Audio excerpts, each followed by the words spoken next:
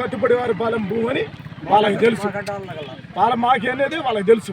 అదిగో ఆ చెరువు కట్ట చూడండి, ఆ చెరువు కట్ట ఆ దింతన కాడించి కానీ ఈ స్థలం మొత్తం ఇబ్బందుల వల్ల కొంత భూమి మేము అమ్ముకున్నాం. ఆ అమ్ముకున్న వాళ్ళ దగ్గర మేము ఈ 10 మంది రైతులను కలువు తీసుకొని మేము బాగు చేసుకున్న తర్వాత నిరుడు ఏడు చాలా విరుద్ధంగా సాగుతుంది. ఏంటంటే ఈ దాంట్లో జాయింట్ వీళ్ళు కానీ ఏదైనా కానీ స్థలం మీరు వాళ్ళు అడుగుతున్నారు. ఎమ్మెల్యే గారు అరవింద్ బాబు గారు అడుగుతున్నారు. నాగురు అనే వ్యక్తి వచ్చి ఫైట్ చేస్తున్నారు. మీరు ఇయటానికి ఎవరు, మీకేం సంబంధం అంటారు. మా దగ్గర 25 మంది స్టాంపులే ఉండరు. ఈ రైతులు మొత్తం కూడా ఇక్కడికి వచ్చేసారు. మాకెప్పుడూ లేదండి ఇంతవరకు వ్యవహారం, ఇంతవరకు చరిత్ర లేదు. మేము టీడీపీ, పక్కా టీడీపీ మరి జనసేన టీడీపీ, పక్కా టీడీపీ మరి. అయితే కాపులు అయితే మేము ఏదేందండి ఇంతవరకు మా చరిత్ర లేదు. ఈ జాయింట్ వీళ్ళు ఇవన్నీ లేకపోతే తిరణాలేదు. మేము ఏందండి ఇదేందండి ఇట్లా అంటున్నారంటే అరవింద్ బాబు గారి దగ్గర పోతే అన్నారు. నాగురు అనే వ్యక్తికి మేము అప్పు చెప్పాం. అడిపోయి మాట్లాడుకున్నాం. నిరుడు సరే నిరుడు అట్లా అనుకొని తర్వాత ఇంత అమౌంట్ అని ఎంత 2,50,000 నిరుడు మా కాడ తీసుకొని 2,50,000 నిరుడు ఇచ్చేసాం. నిరుడు జరిగిపోయింది. ఏం జరిగిందంటే మేము ముందలగానే డిఎస్పీ గారి దగ్గర మాకు పర్మిషన్ కావాలండి, పరిస్థితి ఏందండి, సొంత స్థలాలండి అనేది మీ స్టాంపులు తీసుకొని పోయిన తర్వాత ఈ స్టాంపులు తీసుకొని రమ్మన్నారు.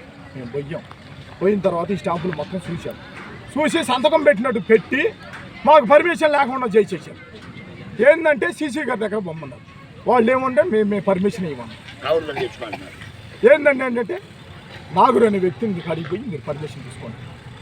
మా స్థలాలు సొంత స్టాంపులు ఏంది, కథ ఏంది, నాగురు గారి బాటం ఏంది, సొంత పార్టీ వాళ్ళు ఏంది మమ్మల్ని పోతున్నారు. మేము పక్కా టీడీపీ,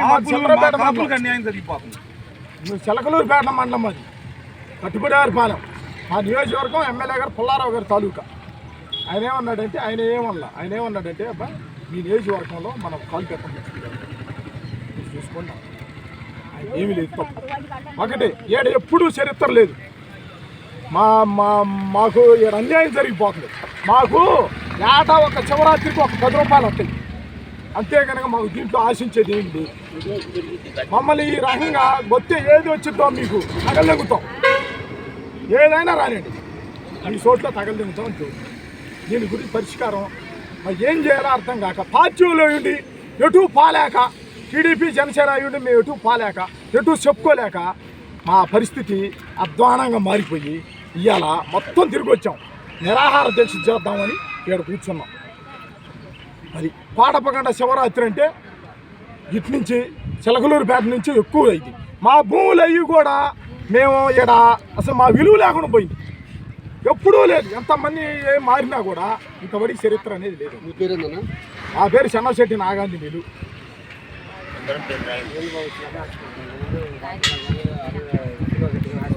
లాస్ట్ టైం చెప్పింది